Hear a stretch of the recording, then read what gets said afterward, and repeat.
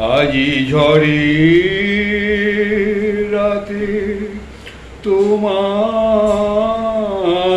অভিসার, পরাণ সখা বন্ধু হে আমার।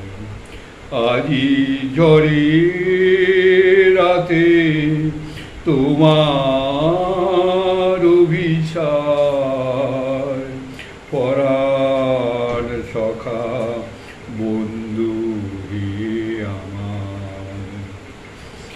আকাশ কাঁদে হতাশ সম, নাহি যে ঘুম নয়নে মম। আকাশ কাঁদে হতাশ সম, নাহি যে ঘুম নয়নে মম।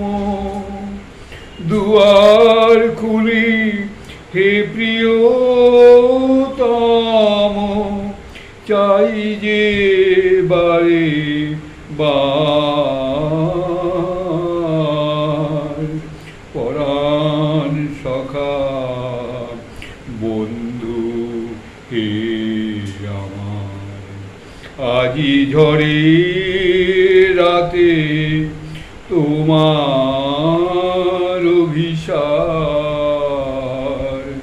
পরাণ সখা বন্ধু হে আমার।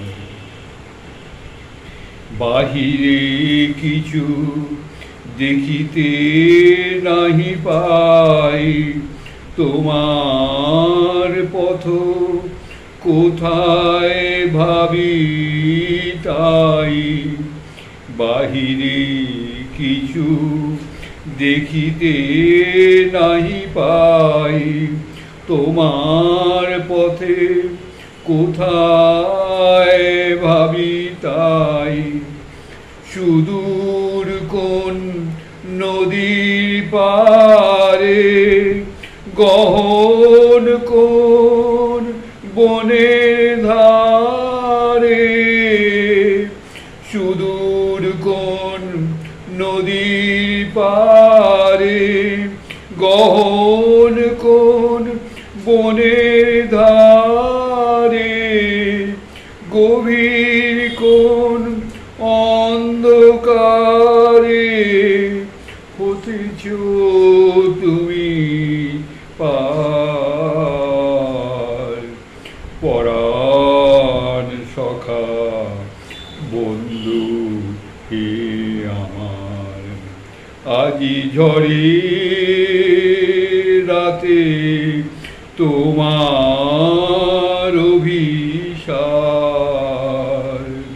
পরাণ সখা বন্ধু হে আমার। নৈরেন্দ্র সরকার তো একটা সভাতে হাসির গান গেয়েছেন, সেই দিদিমার নাচ, দাদামশাই এবং দিদিমার নাচ।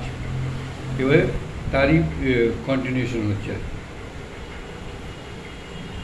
গান শেষ করে এসে আমি বসলাম প্রেক্ষাগৃহে দর্শক মণ্ডলীর মধ্যে। উদ্দেশ্য নৃত্যরস আমিও উপভোগ করি। দর্শকেরা সকলেই উদ্গ্রীব, কিন্তু জবনিকা আর ওঠে না। ক্রমেই দর্শকদের ধৈর্যদীতি গড়বড় হচ্ছে। এমন সময় একজন স্থানীয় ভদ্রলোক রঙ্গমঞ্চের ভিতর থেকে বেরিয়ে এসে আমাকে বললেন, দেখুন তো কি ফ্যাসাদ বাঁধিয়ে দিলেন মশাই। বলে নর্তকীর নাম উল্লেখ করে বললেন, উনি আপনার গান শুনে বেঁকে পড়েছেন, কিছুতেই আর নাচতে চান না। ব্যক্তিরা গেলেন রঙ্গমঞ্চের ভিতরে, বহু ছাত্রছাত্রীরা ছিল, কিন্তু নাচ আর হলো না। এবার কোনো কার্যলোকে দুটি বন্ধু মিলে শান্তিনিকেতনে গেছি, আমি আর সঙ্গীত শাস্ত্রী সুরেশচন্দ্র চক্রবর্তী। দুজনেরই প্রয়োজন ছিল রবীন্দ্রনাথের সঙ্গে। কথা প্রসঙ্গে কবিগুরু আমাকে বলেন, ওহে ছেলেমেয়েরা ধরেছে, তুমি ওদের একটু হাসিয়ে দিয়ে যাও। কবির আদেশ শিরোধার্য করে সম্মত হলাম।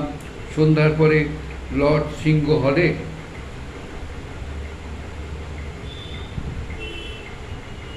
গানের আসর বসল।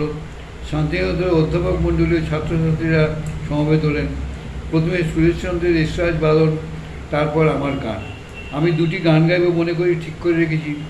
নারী প্রগতি আর পত্নী প্রতিযোগিতা। সুরেশচন্দ্রের সুরের বেশ রেস থামবার পর আমি পরম উৎসাহের সঙ্গে প্রথমেই ধরলাম নারী প্রগতি। এরকম বিশিষ্ট আসরে গাইছি, কাজেই রস বিকাশের জন্য আমার যতদূর সম্ভব চেষ্টা কোনো ত্রুটি নেই, কিন্তু অপরপক্ষে রস গ্রহণের কোনো লক্ষণ তো দেখতে পাচ্ছি না। নাচিছে সলিতা, নাচিছে পলিতা, সরমা সুরমা স্মৃতিমা, চরণটি পাইবার গাইবার পর শত্রুমণ্ডলীর মধ্যে যেন একটু চাঞ্চল্য নজরে পড়ল। যাই হোক, আমি উৎসাহের সঙ্গে গিয়ে চলেছি, দেখি আমার গানের মধ্যেই মেয়েরা একে একে আসর ছেড়ে উঠে চলে যেতে লাগলেন, ছেলেরাও। অতঃপর একটু আবৃত্তি করেই আমি গানটি শেষ করলাম। দ্বিতীয় গানটি আর গাইতে হলো না। অবশ্য দু চারজন শ্রোতা তখনও আসলে অভিষ্ট ছিলেন, কিন্তু দ্বিতীয় গান শোনবার জন্য তাদের কোনো আগ্রহ দেখা গেল না। একটি গান গিয়ে একবার রেডিওর চাকরিটি যাওয়ার উপক্রম হয়েছিল, রেডিও চাকরিটি যাওয়ার উপক্রম হয়েছিল। আদালত পর্যন্ত গড়িয়ে হাজির হবার সম্ভাবনায় দেখা দিয়েছিল। অল ইন্ডিয়া রেডিও হবার আগেকার ঘটনা।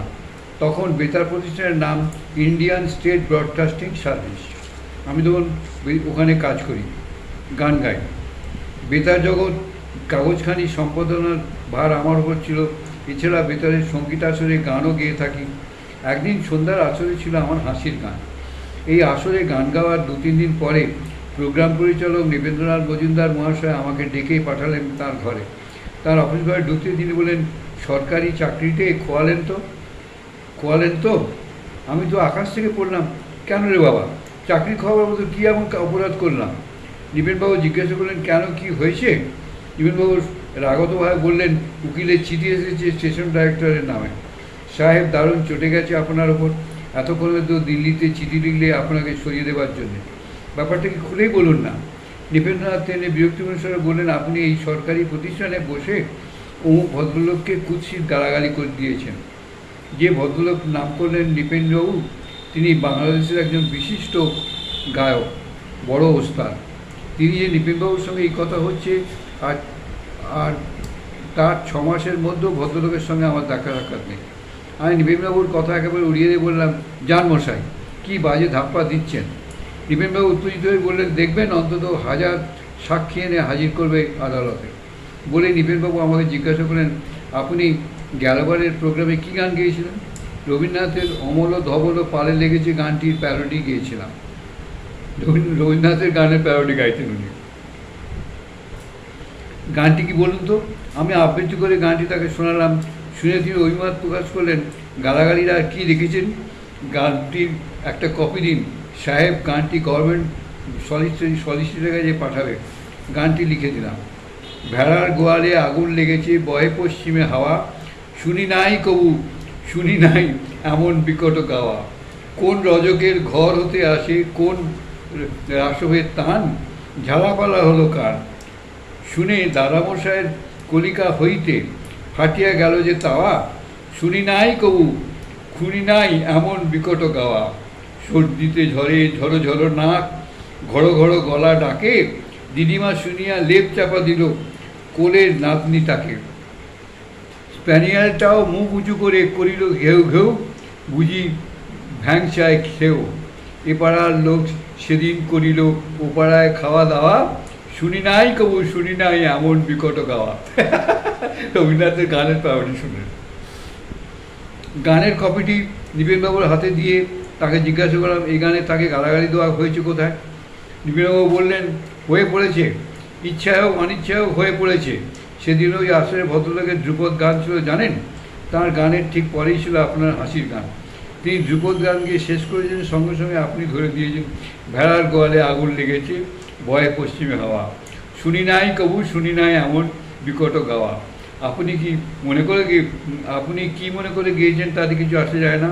শ্রোতারা কীভাবে নিয়েছে সেই কথাটাই আদালতে উঠবে। ভদ্রলোকের উকিল লিখেছেন, পাড়ার ছেলেরা তাকে দেখলেই চেঁচিয়ে ওঠে, ভেড়ার গোয়ালে আগুন লেগেছে। এবারে সত্যি আমার চিন্তিত হতে হলো।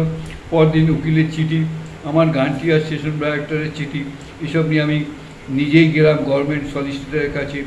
গভর্নমেন্ট সলিসিটর সমস্ত কাগজপত্র পড়ে আমাকে বললেন, আর এইগুলো রেখে যান, আমি উকিলের চিঠি জবাব দেবো, আর আপনার সাহেবকেও জানিয়ে দেব যে আমার অভিমত। আপনি নিশ্চিত থাকুন তো, এ একটা কেসই নয়, এতে বিপন্ন হবেন না কিছুমাত্র। দেখুন কী সব কাণ্ড হয়েছে, তখনকার দিনে এসব কাণ্ড হতো। হ্যাঁ, আর উনি হাসি গান গাইতেন, তার রেজাল্টই হচ্ছে এই এমন হাসি গান গিয়েছেন যে ধ্রুপদ গায়ক উকিলের চিঠি দিয়ে হাজির করে রেডিওতে।